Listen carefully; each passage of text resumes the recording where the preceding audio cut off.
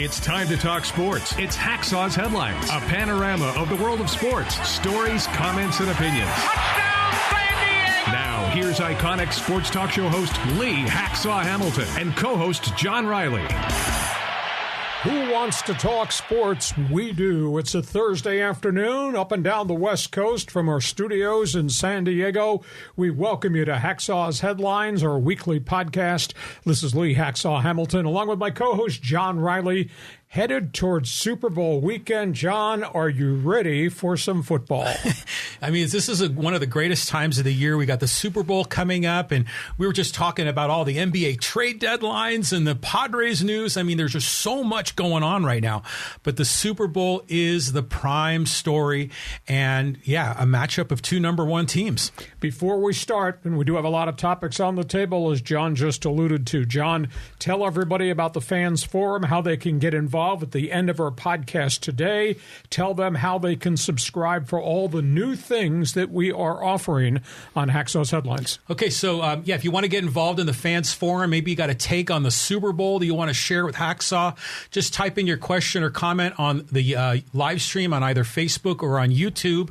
We'll get you involved in the Fans Forum segment at the conclusion of Hacksaw's Headlines. And be sure to subscribe. You can subscribe wherever you get your podcasts, and also you can subscribe on YouTube and click on that bell. You get the updates. And guess what? We got Hacksaw. You're now on TikTok and you're on Instagram too. So, subscribe, follow, like, and share wherever you can. And check my website for my Super Bowl preview. It'll be coming tonight. I write on the website every day, LeeHacksawHamilton.com. If I were on the radio, here's what's going on in the world of sports. Here's what Lee Hamilton and John Riley think. Let's start Super Bowl Sunday. Okay, so we've got two great quarterbacks, lots of great defenses and great receivers, but really it's the head coaches that are the most intriguing. You've got the innovator in Andy Reid and one of his pupils from a number of years ago. I mean, this is going to be really interesting. Let's talk about the coaches first of all. Andy Reid against Nick Sirianni. You got the teacher, you got the pupil, you got the coaching legend versus pretty much the raw rookie. Andy Reid, creative, conservative, against a guy who's brash and loud. You can't be more polar opposites than Andy Reid and Nick Sirianni are as it relates to the deportment on the sidelines. Andy Reid's had a spectacular career, first with Philadelphia, now with Kansas City. Nick Sirianni has really served very well as key assistant coach a number of different places, has learned on the job, and has put this thing in place. And they both arrived from opposite street corners. Andy Reid's career record is 268 and 154. 24 years as a head coach. One ring in the Super Bowl now for the fourth time over the course of his career. Dynamic guy, and his ability to create X's and O's that fit what he has on the field. Nick Sirianni, he's 25-12 in 2 years as the head coach of the Eagles. This guy used to be here. He was on Mike McCoy's staff as a young assistant coach with the San Diego Chargers, and he was a quarterback coach and really learned quickly. Then he went and he worked in Kansas City for Todd Haley. Todd Haley at one point was a real bright light offensive coordinator, became head coach of the Kansas City Chiefs. And then Sirianni wound up in Indianapolis with Frank Reich, whom he was with in San Diego, and learned a lot more about the passing game. These guys just come from very opposite directions. Sirianni was a college wide receiver at Division III Mount Union in Ohio. Andy Reid was a legendary offensive lineman, one of the Hogs at BYU. These guys are just mystical. So that's one storyline. Let's go to the next storyline because we got all types of different matchups here that we want to discuss. We'll talk about the quarterbacks, John, as you just mentioned. You got Patrick Mahomes, who I think is on a career path to the Pro Football Hall of Fame, and that's something to say after just 5 years in the league. You got Jalen Hurts, who in 2 years has made himself not just a running quarterback, but has made himself a very dangerous and accurate down-the-field thrower. Their statistics are unrivaled. What these guys have accomplished this year is phenomenal. Going into Super Bowl Sunday afternoon, Patrick Mahomes this year has thrown for 5,714 yards, 45 touchdown passes. There's not a pass he won't try to make. And now he's close to 100% healthy.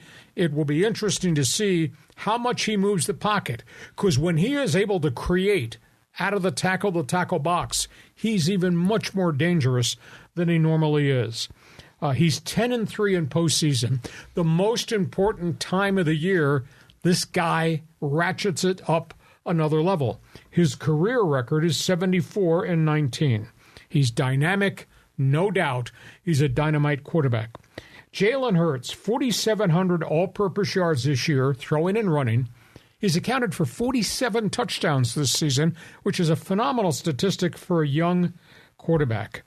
This guy is 16-1 this season. You take out the 2 games he was injured that they lost, 16-1 when everybody's gunning for him. And he's grown. When he came out of Oklahoma, he was more a runner than he was an accomplished thrower. Now he's become very accurate, very dangerous.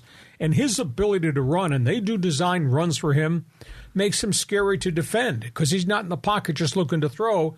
He'll run quarterback draws. He'll run pass options. He'll run options off the edge. Dynamic athlete. So the quarterback matchup, to me, is just spectacular. Let's talk about the guys they're going to throw to.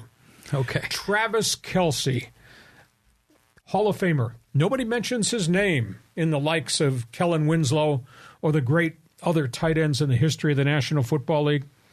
Kelce's got 134 catches this season, John. Just a staggering statistic. He's got 941 receptions in the course of his career. Nobody mentions him with the superstars of yesteryear. He's kind of recreated, redesigned the tight end position, got 84 touchdown catches. Philadelphia, they come at you with a lot of different guys. That's DeVonta Smith, the former Heisman Trophy winner. He's backed up by A.J. Brown, who they got in a trade from Tennessee. And those two guys have just been electric. DeVonta's got 105 catches this season, and A.J. Brown's got 95 receptions. And then they throw to their tight end, Dallas Goedert. He's got 65 catches. So when Jalen Hurts starts to go through his progressions, choice A, choice B, choice C, and they all kill you. And then, by the way, they do run the ball. We haven't talked defense. Defense is going to play a key role in the Super Bowl game. Let's talk about Chris Jones. Let's talk about Fletcher Cox. Let's talk about the dynamics of what these guys do. Chris Jones, best defensive tackle - defensive end that's out there. We'll just talk about the situation. Jones, 17 sacks this season. What a load. I don't think I've ever seen anybody as big be as good as he is at 6'6", 298. And he was kind of a mid-round draft pick by Kansas City. Coming out of Ole Miss, he was not a marquee guy. Fletcher Cox has been there for a long time. 67 quarterback sacks for the Eagles, 6'4", 310. And, of course, the statistics. We've talked about this over the last couple of weeks. Philadelphia's got 78 quarterback sacks this season, 31 takeaways. Kansas City, tell you, they send a lot of different guys. They got 62 sacks amongst all their pass rushers, and they got 24 takeaways. So defense, to me, is going to be a critical part of the equation. And then let's talk about the guys that put these organizations together. We'll talk about the general managers. These are not household names by any stretch of the imagination. Brett Veach at Kansas City. We asked the question way back on Labor Day weekend, what will life be like after Tyreek Hill in Kansas City? Well, life's turned out pretty good because they took all the money they could not pay Tyreek Hill and they spread it across the table and they went out and got people. I mean, they went out and got J.J. Schuster-Smith, the ex-USC star. He's become not only an accomplished receiver, but he's a big body blocker down the field. A very dangerous guy. And then they went out and got Marquez Scantling. Scantling, it took him a while to get and be an established NFL receiver in Green Bay. Scantling has been a game changer there in Kansas City. And on top of that, they got 12 guys from the draft that are playing this season. What a job Veach has done. Nobody knew who Isaac Pacheco was. He was a quarterback in college, and they've made him a tough guy running back. And they went into the marketplace, and they got Trent McDuffie, very good cornerback, University of Washington. He started from the minute he got there in training camp. And George Karlaftis, pass rusher, who's the third name nobody ever talks about in Kansas City's pass rush. That's a really good team that Brett Veach has given to Andy Reid. Howie Roseman, well, he's the one that's cited and drafted Jalen Hurts. Thumbs up to him. But what he did in this offseason, John, they went out and they got Hassan Riddick, stole him from the Arizona Cardinals on a small money free agent contract. He's got 16 quarterback sacks. He's just an absolutely phenomenal off-the-edge guy and a tough guy on top of it. They went out and they fixed the back end. They got Darius Slay, who was a really good player on a bunch of bad Detroit teams. He's having a superb season at cornerback. And then they went out and got James Bradbury, who'd been cut by the Giants, didn't want him, couldn't play. He's evolved into a really trustworthy cornerback. So these guys, the general managers, never get any accolades, but they should, for what they've done in terms of putting the finishing touches on the rosters and what they have given Sirianni, the head coach in Philly, and the legendary Andy Reid in Kansas City.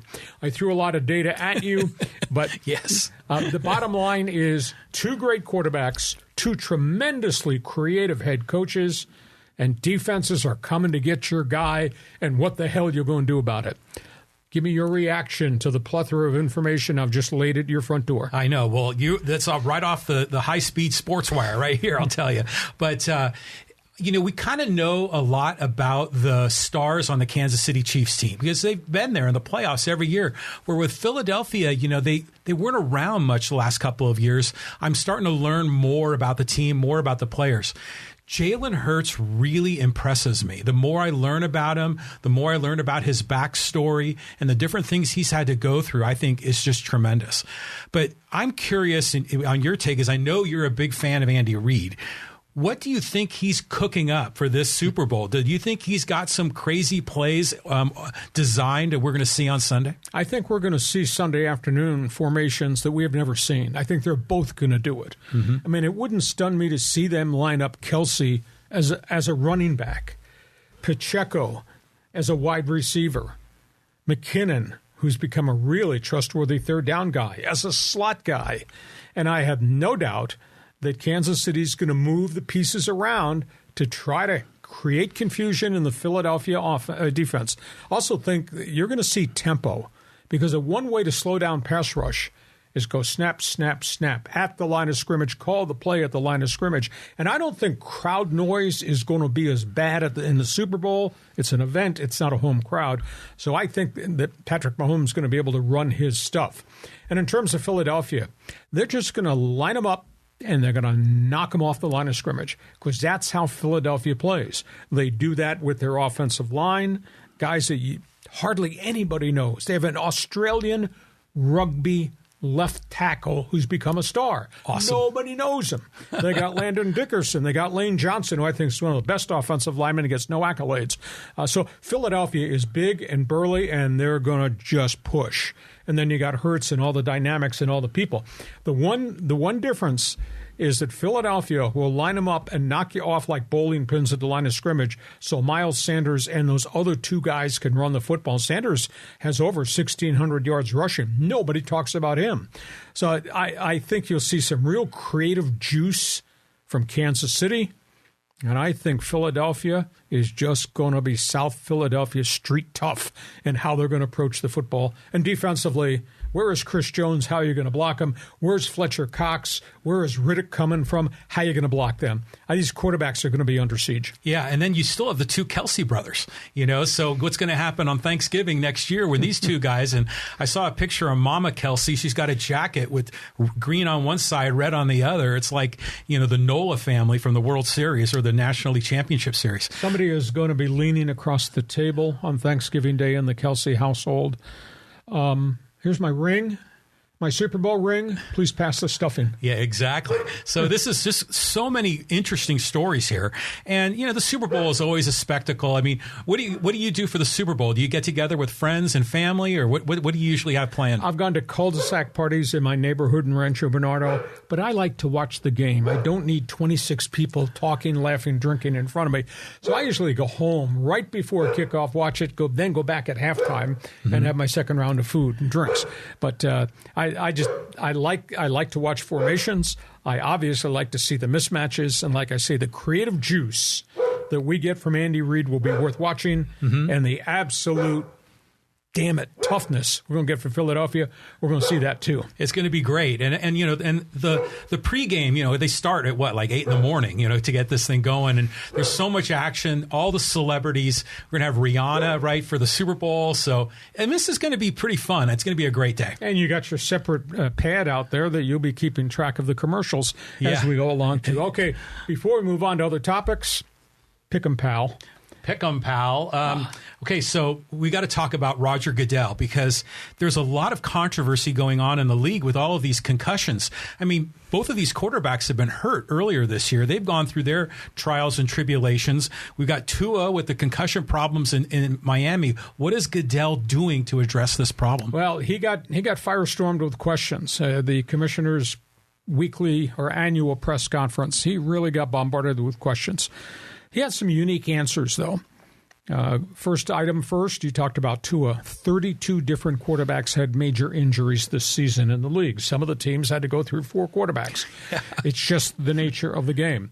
The concussion number was up, John. It was 149 concussions this year, up from 122 last year.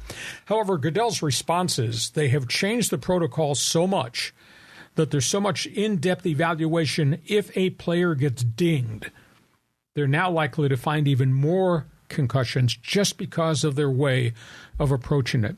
So I buy what the league says, and even in the midst of the Tua controversy, they changed the structure of how many doctors, the independent neurosurgeons, would have access to the data of a player who got dinged. So therefore, I think the concussion number goes up because I do buy what the league says. Their ability to investigate the players now is better than it was 3 years ago, 5 years ago, obviously 10 to 20 years ago. That's an item. Goodell also got bombarded with questions about minority hiring. There are still 2 head coaching jobs that are open, won't be filled till after the Super Bowl next week. Arizona, Indianapolis, there are currently 6 minority head coaches, which is about the max it's been. We could get 1 or 2 more. There have been an increase in the number of offensive and defensive coordinators who are minorities, notably African Americans. So I think the league has made some progress there in the whole interview protocols for every position. John, if you own an NFL team and you're going to hire a new president, you can interview whom you want, but you will interview some significant minorities the league will recommend. And that holds true for general managers. That holds true for head coaches. And any of the 3 coordinator positions, you must interview multiple minorities that the league has recommended or that you want to bring into the mix for conversation. So I think the league has done a decent job. Interesting story that really nobody paid any attention to. The NFL, quote, at the end of the season, flexes the TV schedule. Mm-hmm. Well, they'll take certain games and say, this is going to be our featured game this weekend. It might be on a Sunday night game, etc. They're going to start that for Monday Night Football. So the league will have the ability, the back half of the schedule, to say, we're taking that game out and we're putting a marquee game in on Monday night. It's all about TV ratings. And next year, they're going to evaluate maybe doing it the same thing with the Thursday package. Amazon had the Thursday package this year. Numbers were not really great, but the demographics hit the jackpot. They're younger demographics. They wanted young viewers 18 to 25, 18 to 34, those numbers were really higher. But because it's subscription, not on free TV, they did not get the kind of viewership, mass viewership numbers that they'd had in the past. So that's where the league is right now. But his press conference was kind of steamy.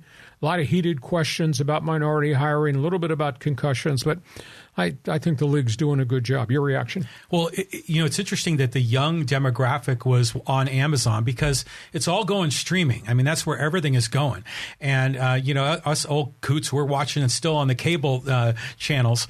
But I want to go back to the concussion issue because I was listening to an interview on CNN that Chris Wallace did with Terry Bradshaw. Yes. And it was very interesting. And he talked about how, he got knocked around a lot. He blacked out on a lot of things. He knew he had some concussions, but there was a lot more that happened. And they asked him, is pro football a very dangerous sport? And Bradshaw paused and he said, it's dangerous, but I wouldn't say it's too dangerous. But, Bradshaw might be missing a few marbles in his head, too. So what do you think? It's interesting. Sometimes the stuff that comes out of his mouth is a little sideways, and you say, ooh, where'd that opinion come from? But, obviously when he played and started in the 70s into the 80s is a very different game. It was not policed very well as it relates to the violent hits. I mean, I was in Cleveland when he got turned upside down and smashed on his neck by Browns defensive end Joe Jones. It was a really bad situation. But I think the league has taken tremendous strides forward.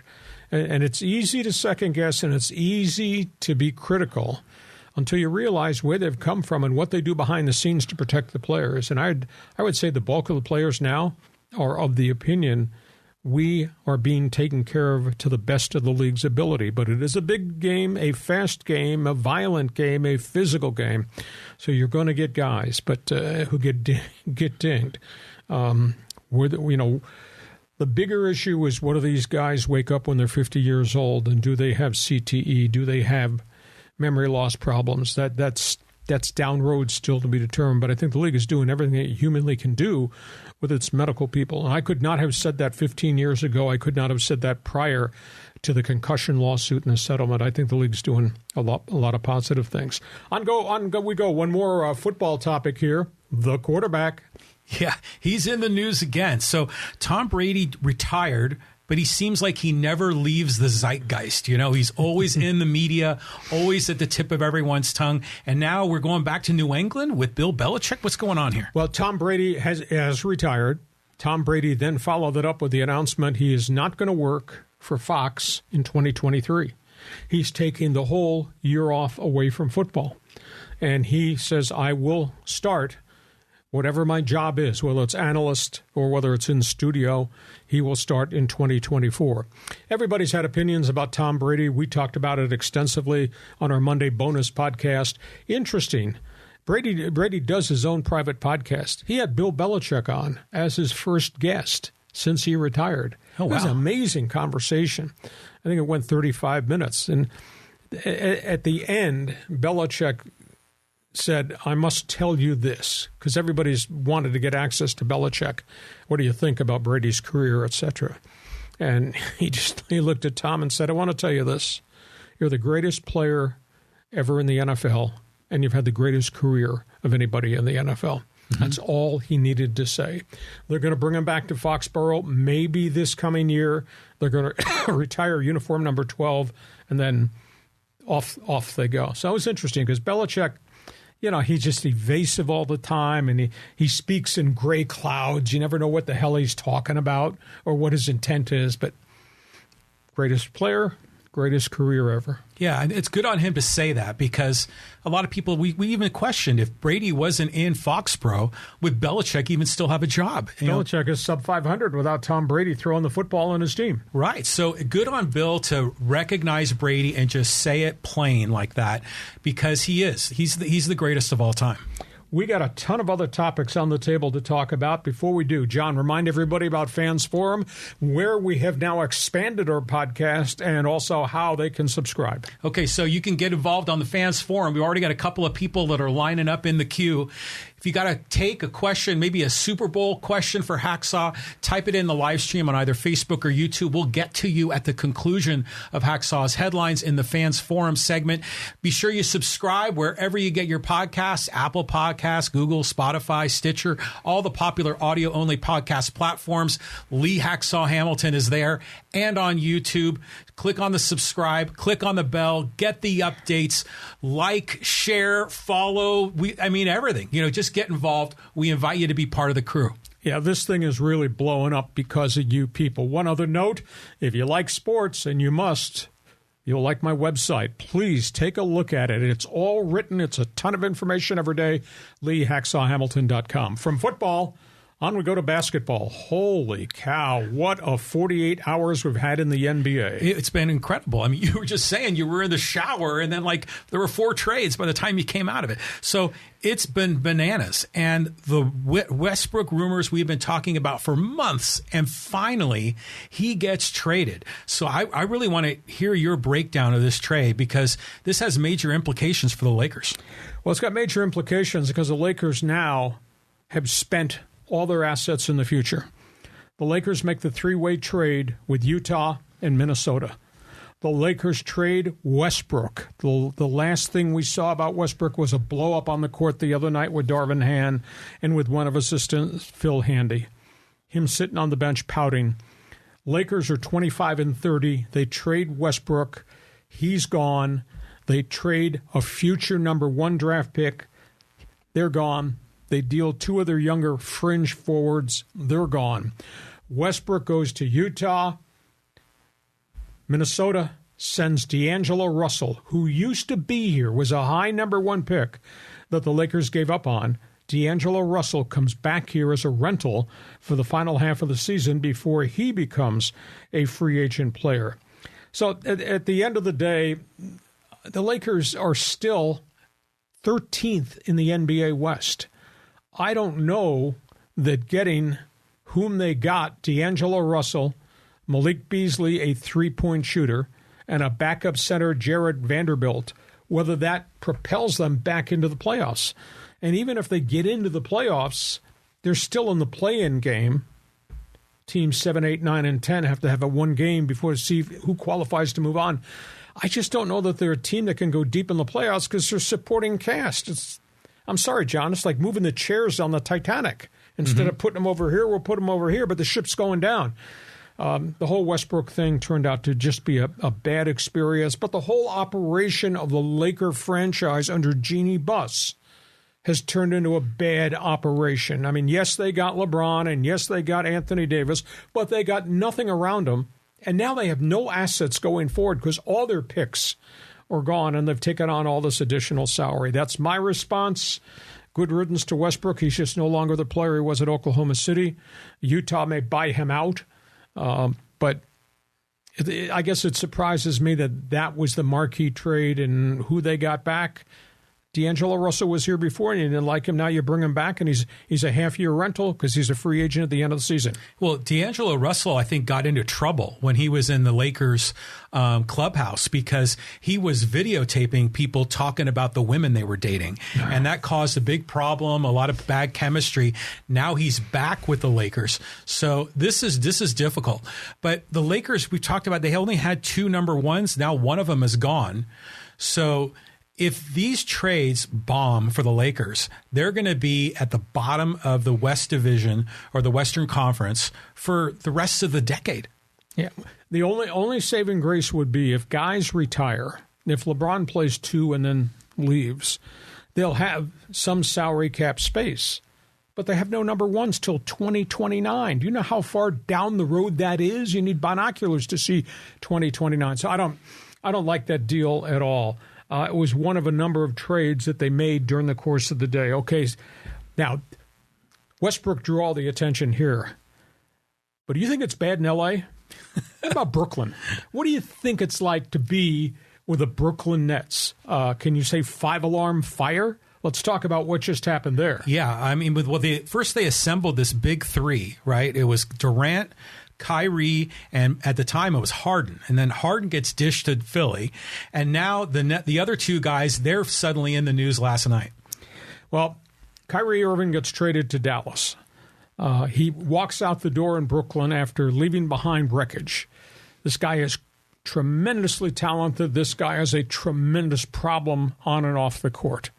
He has now gone from Cleveland, they got rid of him because he couldn't get along with King James, to Boston, which saw enough to let him go, to Brooklyn, where he created such chaos, they dumped him, despite the fact he's averaging 27 points per game.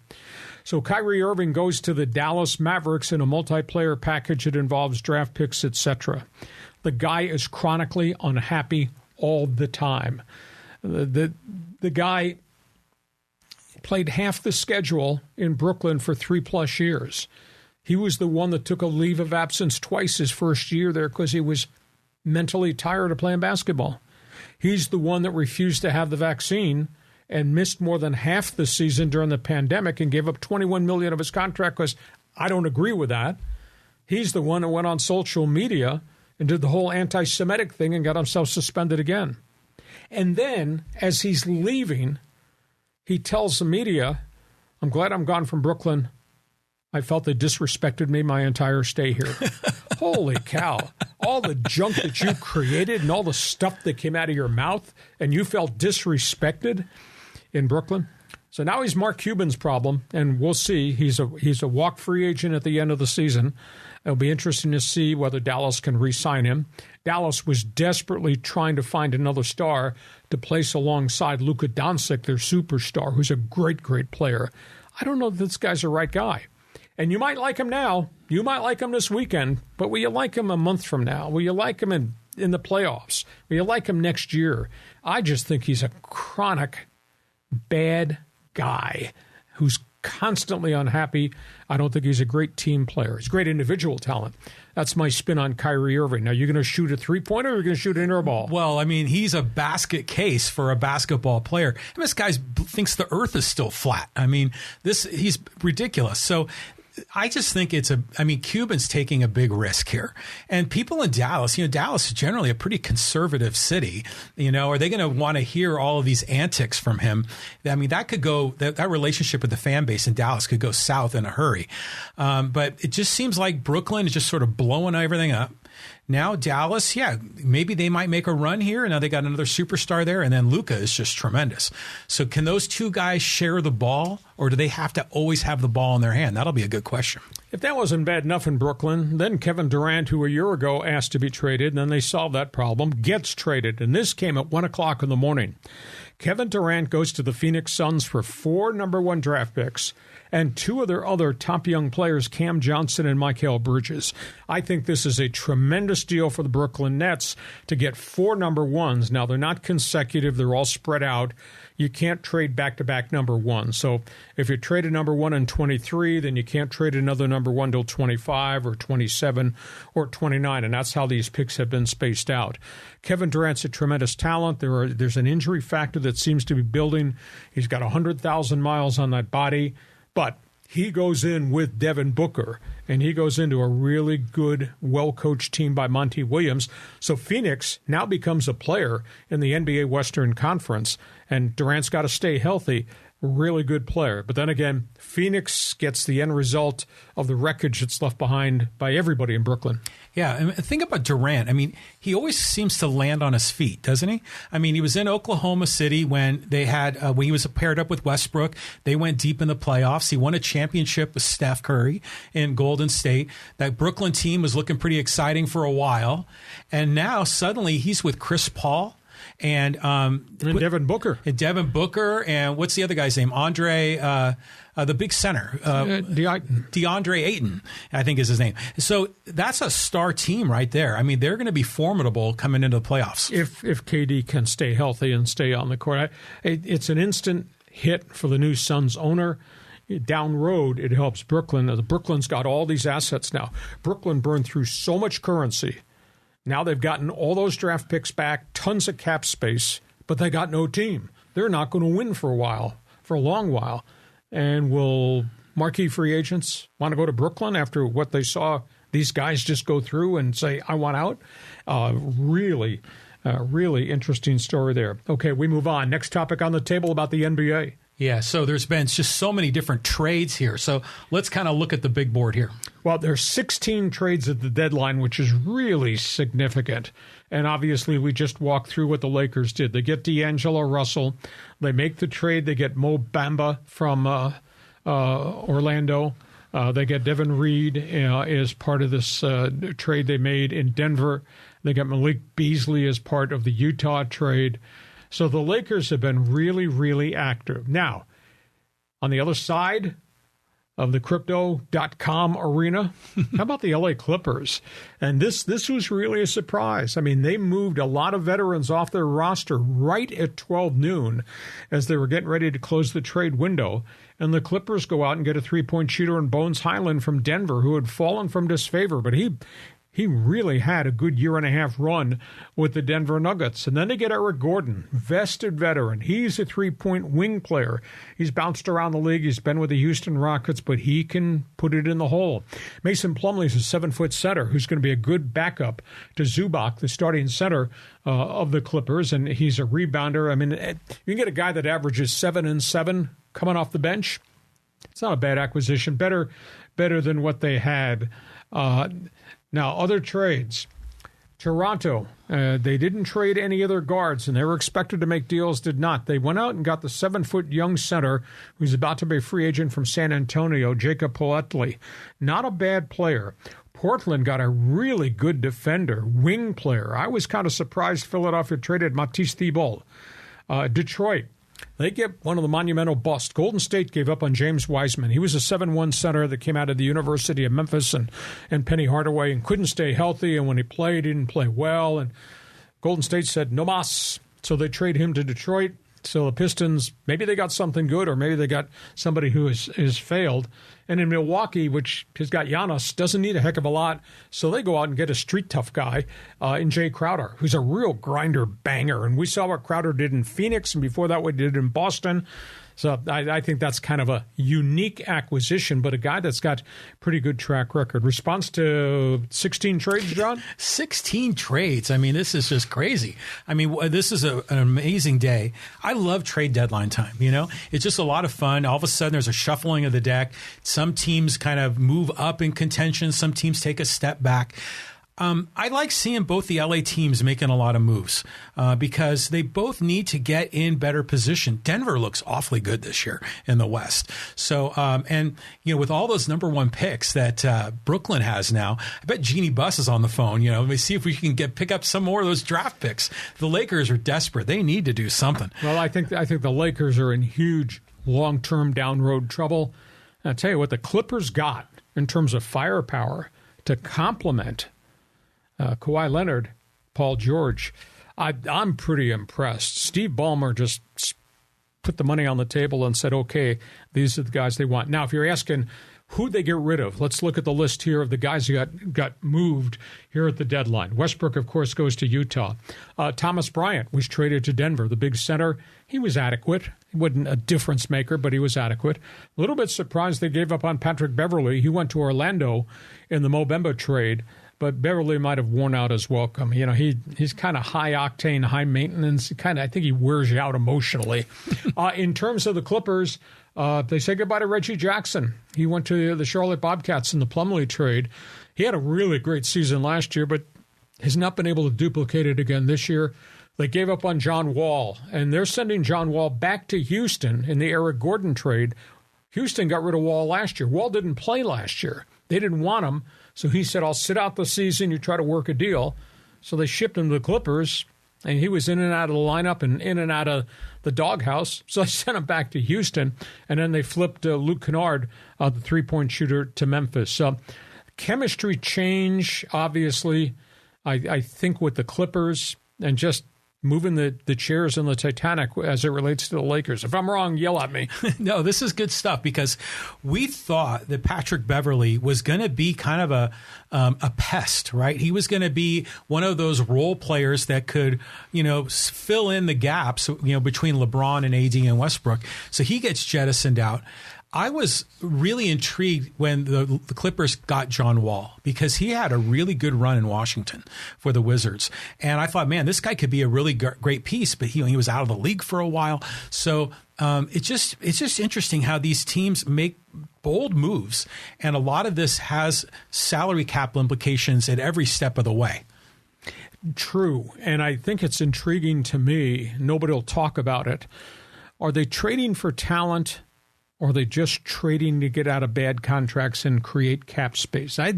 Some of these deals, I mean, that's what this is all about. Now you see after the trade deadline, I traded for this guy, and I'm going to buy him out, and he can leave on the street corner, and we'll get the salary cap break a year from now. So it's fascinating to watch. Now, the other big story is what happened in Los Angeles the other night. And we've seen some great moments and great events in the NBA. John, we're talking about King James ascending to the throne as the NBA's all-time leading scorer. And I tried to think back as I watched, and it was so electric. Every time he touched the ball, the fans were waiting for something spectacular. Is there going to be a long three-point shot?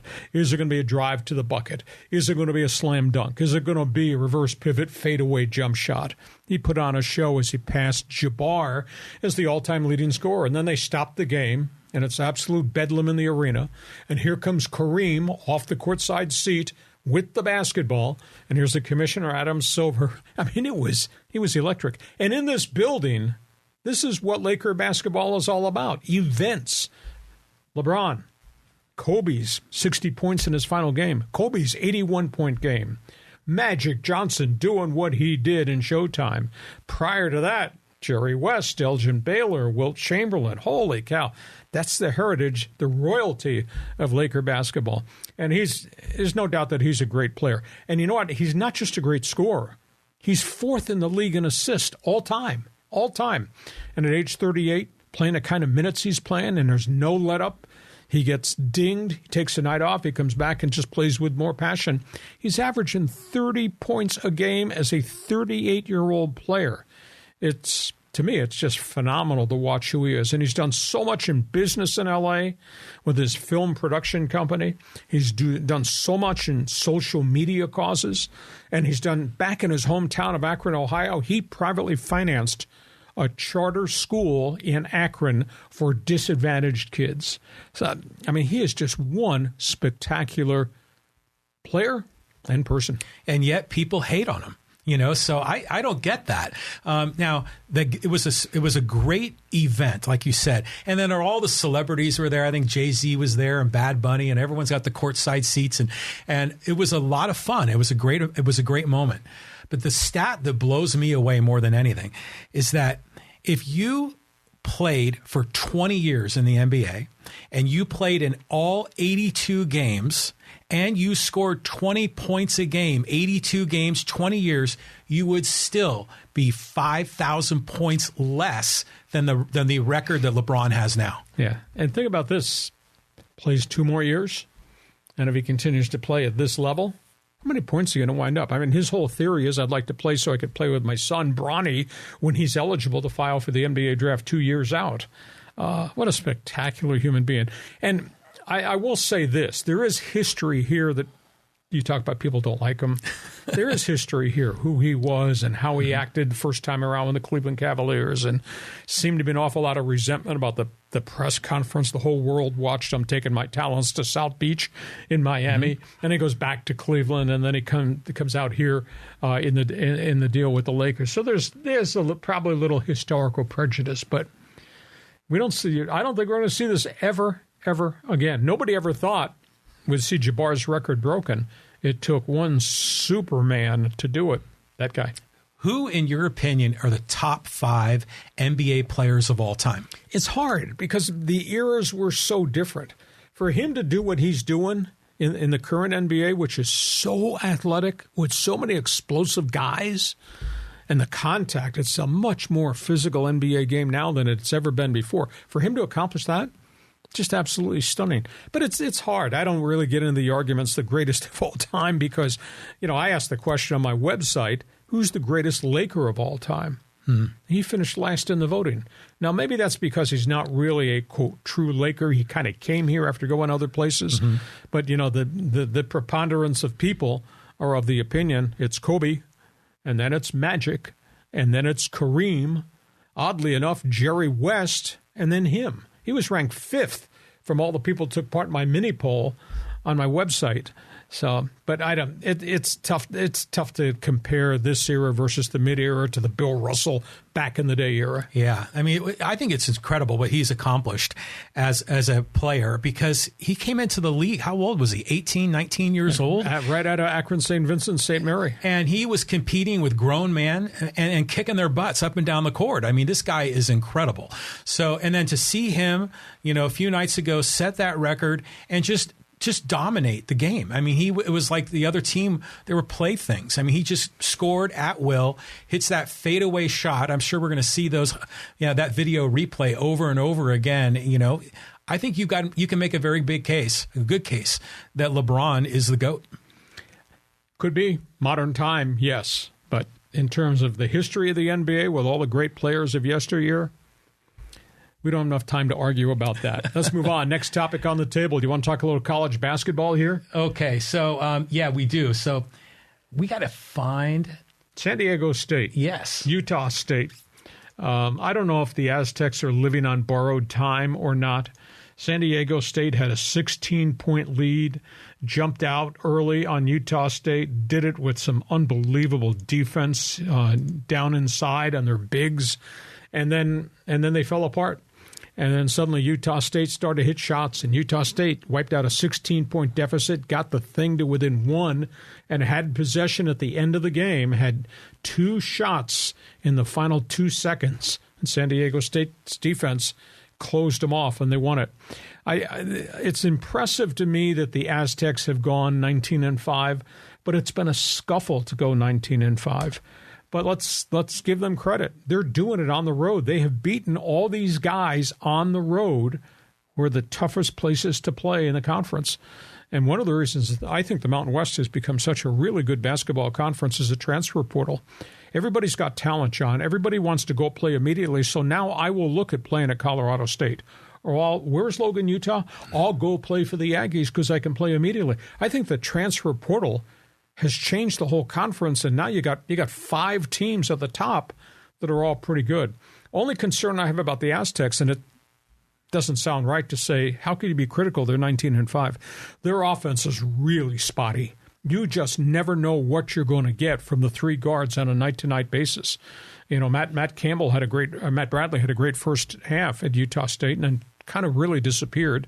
Gotten absolutely nothing from the other 2 guards. I mean, Butler has just struggled with any form of consistency, and the same thing happened to the transfer guard from Seattle.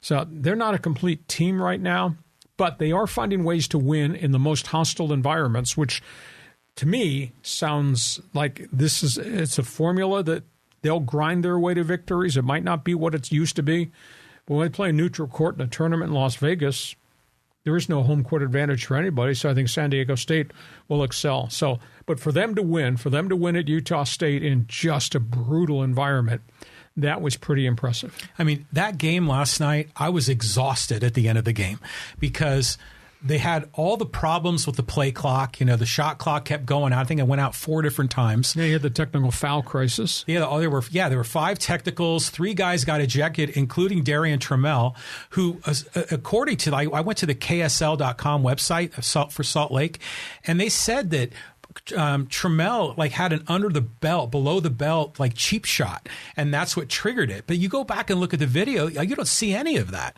Well, I didn't see the cheap shot. I saw the shove as they were arguing. Mm-hmm. So at the end of the day, you just have to control your emotion in a hostile environment, and that was really hostile because those fans up at Utah State are as crazy as the show down here. I mean, it was electric, but you just have to draw the line. I don't care what happens, who says what. I'm not stepping over the line to get myself ejected. It could have cost them the game, but Matt Bradley came back and saved him. The bigs really played well defensively that saved him. So I just think the Aztecs, although it's not pretty, they just continue to win these games in really tough road environments. And this started way back in the non-conference schedule early when they were in Maui. Mm-hmm. Those were really rugged games to play against highly rated Arizona and what they did in the fist fight with Arkansas and all that. So Aztecs are playing well. They're not playing as a complete team, but they're gonna get it done. They'll be in the NCAA and they'll be seeded, and then we'll see as February turns to March what they can do when the curtain goes up on March Madness. Yeah, Jaden Ledee looked really good last night, too. He had a double-double, if I recall. And, they're bigs. Yeah, it's funny. Mensah didn't really, he had a great night against, was it a couple of games ago. Yep. He was terrific. But then last night, he kind of disappeared. So the Aztecs always seem to find a way. It's a different guy steps up, or it's a rebounding night, or they get on get the offensive boards. It's always something different each night. And I think that's a recipe for success when they get to the postseason. Especially when you're not playing on a hostile environment. Mm-hmm. You're playing neutral courts. It'll be just a very, very different atmosphere. Okay, from basketball, let's go to baseball because we got some late-breaking stories here. Oh, yeah. So Yu Darvish came out of nowhere, this deal, which just shocked me. So he gets extended. Peter Seidler's checkbook seems to be endless. Well, it's opened again, and what they've done is, and there's a subliminal story here that's part of this. It's signing Darvish to an extension. Now, at his age, wow. Final year of that contract, he'll be 42. I don't know physically what he's going to be like at 42. But what they did was they took what was left this year, they folded it into this extension. They gave him 5 years added on. So it's a 6-year, 108 deal. What it does, though, it takes the average salary from $21 million down to $18 million, and that's what is counted against the luxury tax. Oh, nice. So the Padres, by virtue of getting $3 million clearance with the restructure used contract, are going to fall below that second threshold for the time being. We'll see if that changes. But 6-year contract for a pitcher of that age. Now, he's only had one major injury problem his whole career, and that goes back years with the elbow. Or maybe they're not worried about what years 4, 5, and 6 might be like. They got him for value. I mean, think of what Max Scherzer got with the Mets. Think about what Justin Verlander just got with the Mets. And they're a little bit older than him, and they got him, but they had to commit 6 years to do it. So it's Peter's money. I'm not going to argue with him. Hopefully Darvish will stay healthy for at least the next 3 years. But now they're underneath the threshold, which I think is one of the subliminal reasons that they did this. I don't know what they're going to do with Blake Snell because he's the next free agent that's out there. I think he's got to pitch, and he's got to prove he can pitch consistently over a whole season, not the back 3 months of the schedule. I don't know whether they're going to keep him or not, but Darvish is locked up. Your reaction? I mean, I was blown away when I saw this news. And I was listening, actually, to 97.3 The Fan, and Chris Ello had a good line. He said, about the only thing that the Padres haven't done is trade for Kevin Durant. I mean, they seem to be signing everybody, trading everybody. This is the golden era, the golden age of Padre baseball. But we're all still waiting to find out, are they going to step up and sign Manny? Are they going to sign Soto? Can they get one of those two deals done before the season starts? It seems like anything is possible. My gut feel is they don't get these deals done because I think the players think they owe it to themselves to go out on the marketplace and examine what's out there. But, it may well be they'd be willing to give Machado a $40 million a year deal. I do not think Scott Boras is going to allow Soto to sign anywhere. Boras will try to have him become the first $50 million man at the end of the 2024 season. And then you just see what happens. Things change. I mean, if Soto hits 232 again this year in San Diego after a real substandard season last year with Washington and the Padres, then his value may not be what the agent is cranking it up to be. But I think they'll try to get Machado signed to an extension. Does Manny want to do it? Is Manny a mercenary? Or is Manny going to stay here and really be loyal to the Padres and get a pay bump along the way? Fascinating going forward, that's for sure. Yeah, I mean, I think you look at Manny's situation, it's interesting because he is still persona non grata in a lot of cities around Major League Baseball. I always worry that he could eventually sign with Miami, because that's his hometown team, go back home, finish his career there. But I think Manny understands and respects San Diego, knows that the Seidler family, the Padre fan base just love Manny Machado. Why would he ever leave? And I think he understands that. So I'm hopeful they're going to work out a deal. He'd never go to Miami because Bruce Sherman, the owner, is historically cheap. He's going to lowest payrolls in baseball. I don't care if it's Manny Machado or whomever. He's not going to pay somebody $40 million because the Miami Marlins have never, ever done that. They're one of the disgraces in Major League Baseball. Speaking of Padre baseball, pitchers and catchers report as soon as Super Bowl Sunday is over. So on Monday, the guys start rolling into the Cactus League. And there's a lot of questions as we go towards the Padres and the opening of spring training. Pitchers and catchers report the first week, and about 10 days after that, the rest of the full roster reports. Who is the fourth and who is the fifth starter? Huge question. My gut feel right now, it's probably going to be Adrian Morejon. Will be one, and I think Seth Lugo is probably going to be the other. In the background is the journeyman pitcher from the Atlanta Braves. Once upon a time was pretty good, Julio Teheran. I don't know what's going to become of Ryan Weathers. That'll only be decided as they go through these exhibition games in the Cactus League. So we'll have to see who is 4, who is 5, and where does the depth come. Everybody tells me Tatis, right field, Soto going to left field. Soto, I think, likes the idea of playing in left. It's a lot less complicated and a lot less space. I mean, I see you bump around to stuff in the kitchen all the time. Imagine playing right field at Petco Park with the walls that jut in and jut out, and the balls bouncing off the walls at weird angles. So I think Tatis will have to teach himself to deal with that environment, that venue. And just like Soto's got to teach himself to hit again, but I think Soto probably will like left field. And he played left field as he came through the Washington Nationals farm system. They paid an enormous amount of money to the catcher, Luis Campusano, years ago. He has not arrived yet as a finished product. He will get his opportunity. It's time. I mean, he's done a good job improving the mechanics of catching behind the plate, handling pitchers, communicating with pitchers. Has really yet to show he can hit consistently at the major league level. Your starting first baseman will be Jake Cronenworth. Can he bounce back from what I thought was kind of a downsided offensive season? I have no doubt that he'll work hard. The only unique thing about him, he's undersized to be a first baseman. Usually your first basemen are 6'2", 6'3", Will Myers, 6'5". He's going to have to go up the ladder to get some high throws. That's going to be intriguing to see if he can actually accomplish all that.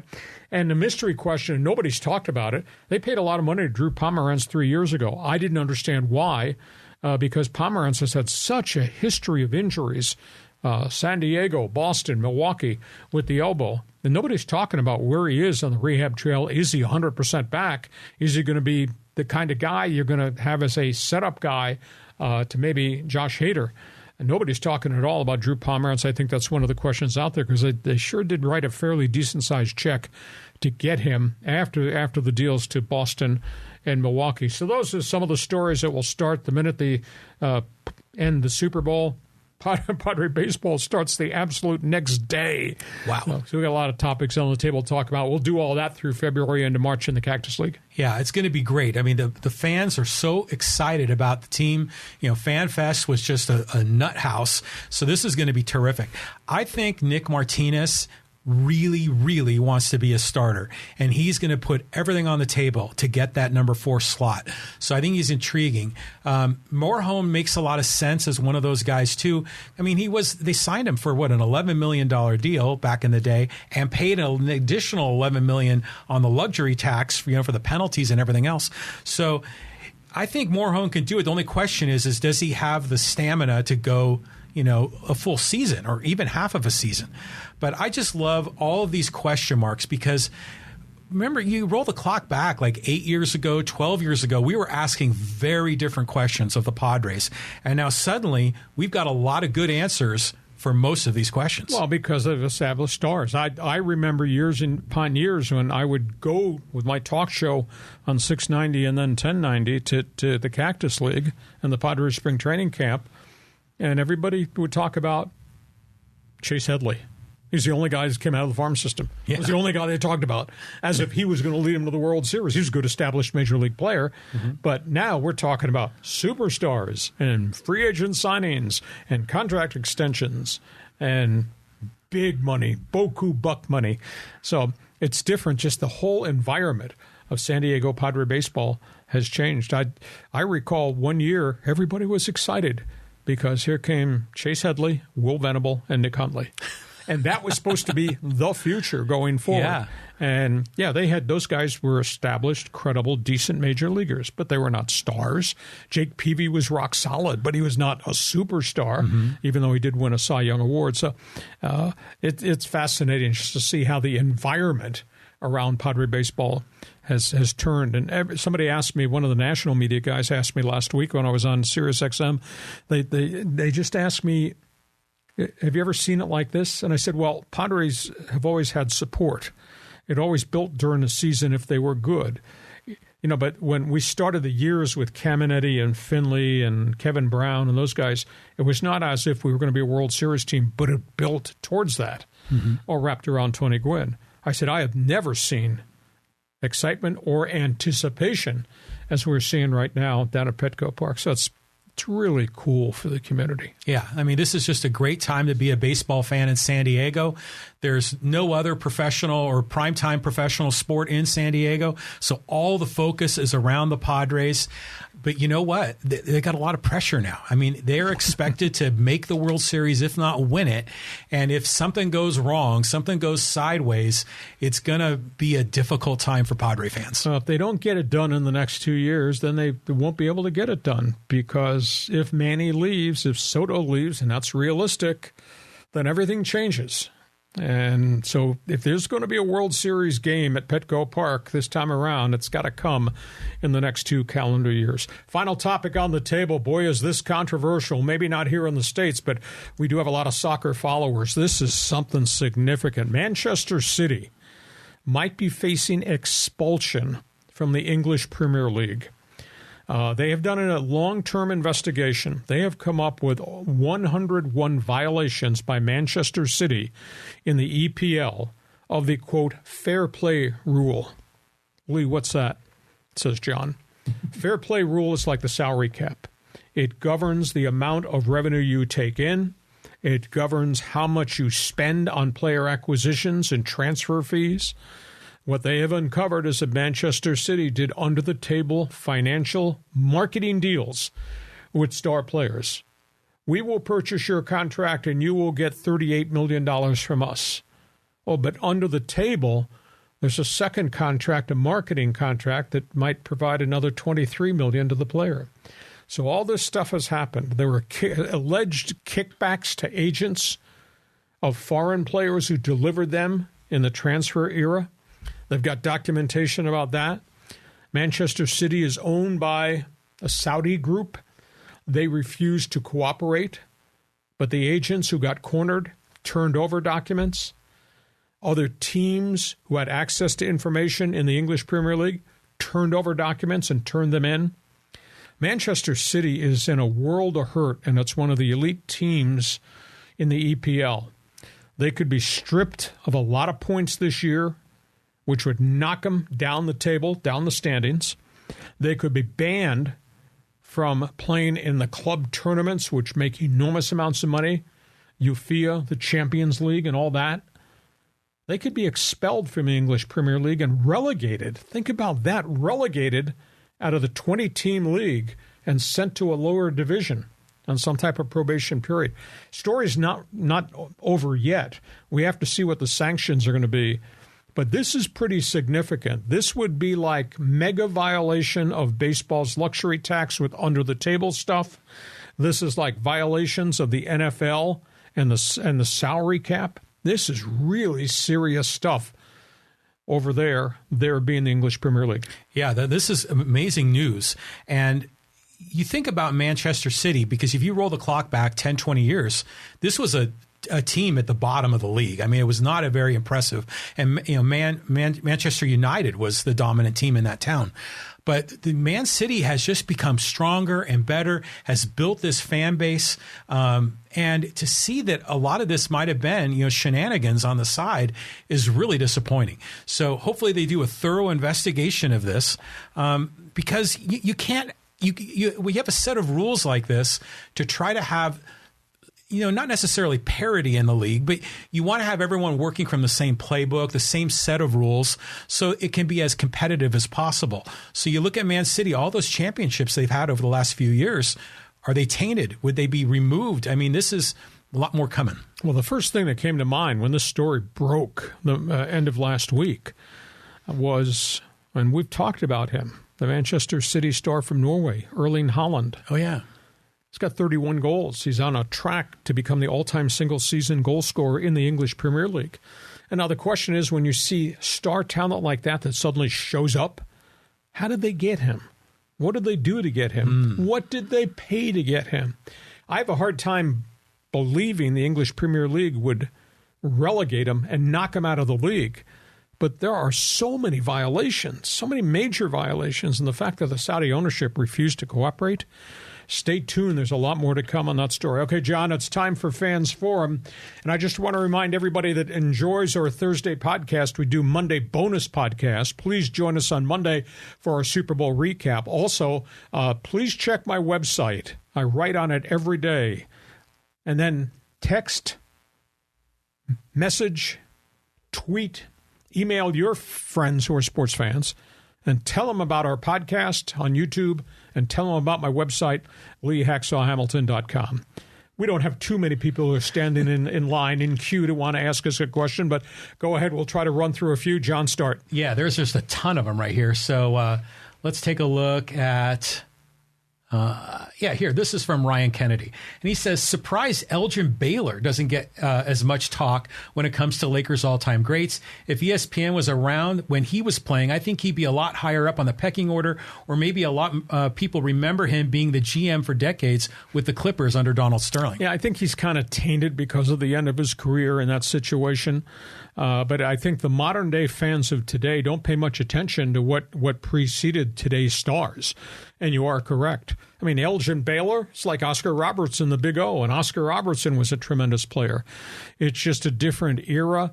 I don't think Elgin, though, is held in the same regard that Jerry West was, but then Jerry West no longer is held in the same regard because here came Magic Johnson, and that begat Kobe, and that brought us Shaq, and then obviously King James. So now you are correct. I mean, he was a legendary player. But now if you sat down, Ryan, and wrote down the stars who've worn the purple and gold, the ledger of royalty or Laker basketball, John, it's absolutely phenomenal. Going back to George Mikan back in the day when they moved from Minneapolis. Yeah, it's unbelievable. I mean, there's so many great players that have worn that uniform. Elgin Baylor, yeah. I think of Elgin Baylor. Wasn't he in those old like Miller Lite commercials? Yes. You know, and Happy Hairston was spinning the ball. It was like up in the air. That was great stuff here. But there's another comment here from a Laker fan. This is from Dale Tums, and he says, Kareem is the greatest and has something James doesn't, humility. Well, Kareem was reclusive, quiet, introverted to a degree, but that's a different era. That's before you had ESPN. That's before unsocial media. That's before the internet. If Kareem were the star today, he'd probably be getting accolades, and the spotlight would always be on him. But just different persona. But I will say this, Kareem and Bill Russell might have been the first two great African Americans who spoke out on social media issues of the day. Mm-hmm. LeBron does now, a number of other NBA guys do. But I think that those were the first two great ones who stood up and said, this is not right. This has to change. Yeah. I mean, there's so many special players here. I mean, I just love seeing Kareem at that event, when he, like you say, when he passed the ball off. And I know they've had a little friction, those two, about talking about COVID and masks and other things. I have great respect for Kareem. I mean, just the more I learned about him as a retired athlete, I mean, he's a very special man. So he's the captain, too. I mean, you got to give him up for that. But, God, I mean, the Lakers' history, how many teams in pro sports have that many guys? I mean, maybe the Yankees. I mean, it's unbelievable. Well, in the NBA, somebody wearing green in Boston would probably yell at you and say, we were pretty good during the Red Auerbach era. Okay, let's move on to the next question and our fans forum. Where do you want to go? Okay, so we got a bunch of YouTube comments here, and this is a good one here from Tractors and Nonsense, and he's talking about Sean Payton, I am the law. When he wrote it down there. I knew this was coming. Is this the same coach that sat out a season because he broke someone else's law? Yeah, you're correct. I mean, he was the head coach, and head coaches are responsible for everything, and he was there during Bounty Gate and all that, although it was really devised by his defensive coordinator, Greg Williams. But he sat out. He came back. He won again. I think he's probably been forgiven by virtue of all that. It's going to be fun to see what they do in the offseason. His press conferences, I am the law. I mean, he just really strong about my team, my way, my philosophy. But yet he's spoken out tremendously about Russell Wilson. And his unique comment today at the Super Bowl was there are a lot of people in this organization who have dirt on their hands. Mm-hmm. This was not Russell Wilson's fault this team went 5-12. Aha. So I could see him at a team meeting stand up and hand out bars of ivory soap to everybody. You have dirt on your hands, the reason we went 5-12. It's going to be fascinating to see once we get to free agency the first week of March, because I think he's going to be a magnet for free agents, and that ownership wants to spend, and they got cap space to spend because they had such a young team. It'd be interesting to see what other players land on board. But yeah, He committed a sin. He went to confession, and now he's the coach of the Denver Broncos. Yeah, he is. I mean, just crazy stories going on. Here's another one talking about Eric Coryell getting into the Hall of Fame. And this is from M. Allen. He says, it's ridiculous that he was not inducted when he was alive. His offensive strategies, formations, and plays are in every NFL game. His time as a coach was not long, but it was very impactful and it dominated. The Hall of Fame for the forgotten needs to be created, and now. Ask Hall of Famer Charlie Joyner if the coach is deserving. The Chargers in the Hall need to lean on their brothers, and guess what? I'm a Raiders fan from way back. Well, I will tell you this. The structure of voting for the Hall of Fame has changed.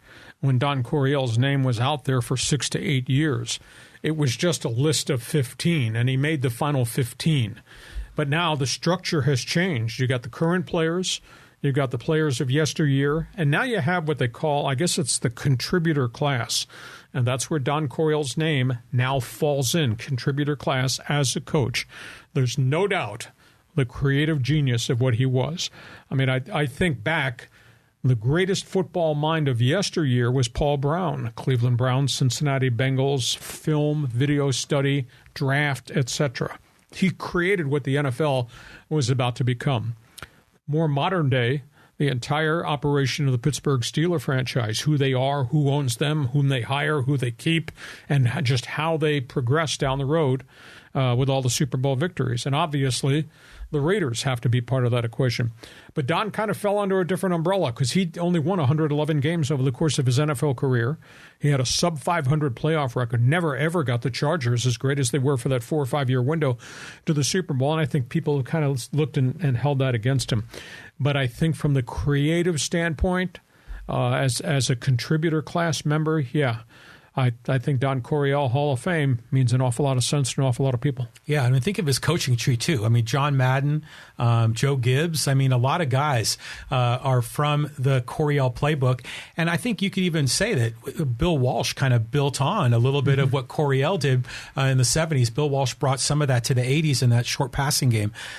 This guy is legit. He needs to get in, but this may be his last shot. Exactly. Any more questions there you want to throw at me here before you put a lid on this one? Yeah, we got a good one here. This is kind of a long one, but I think this was a great question from 44 Ron 73, talking about the Texans and should they draft a quarterback.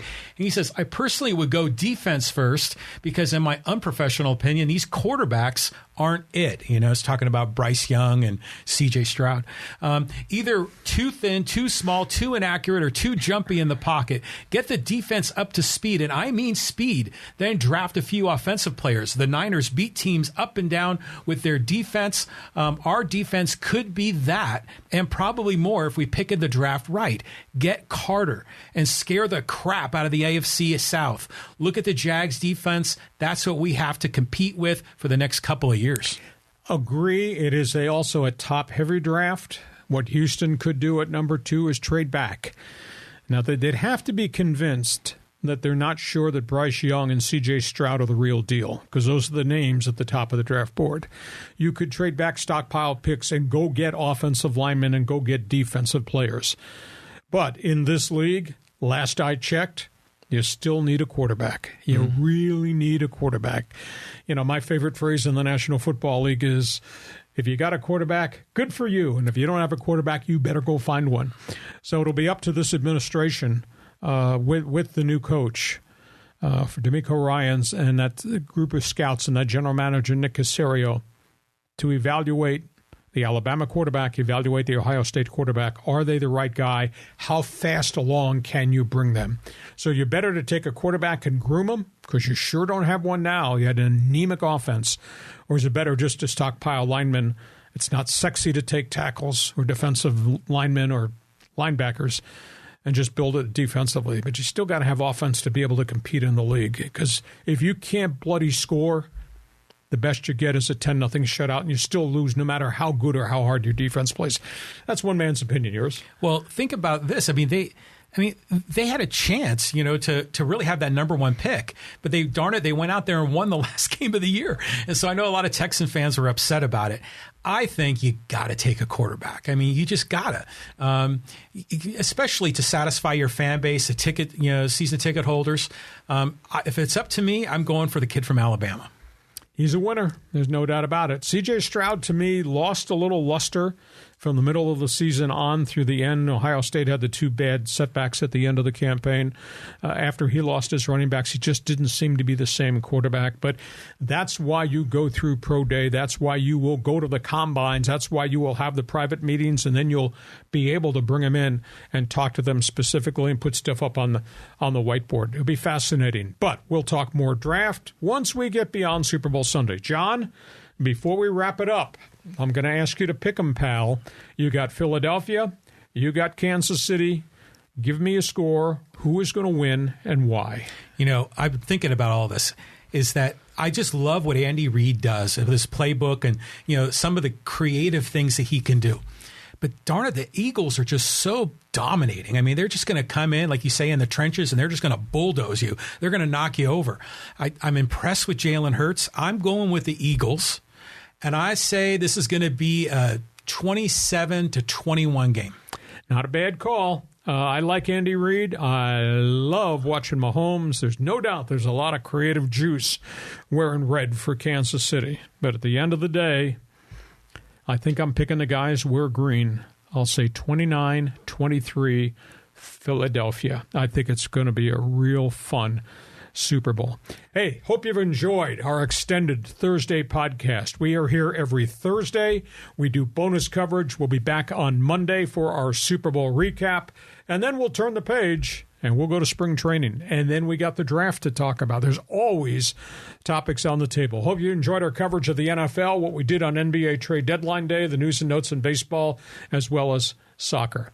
John, have yourself a great Super Bowl weekend. We'll be back here in our San Diego studios on Monday. It's going to be a fantastic weekend. This is like a national holiday. So hope you enjoy our podcast. Please check my website, LeeHacksawHamilton.com.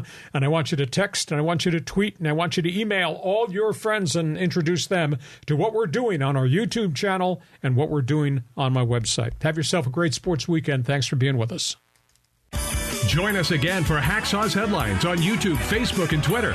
And find the audio version on your favorite podcast apps. Touchdown, San Diego! For more content, go to LeeHacksawHamilton.com.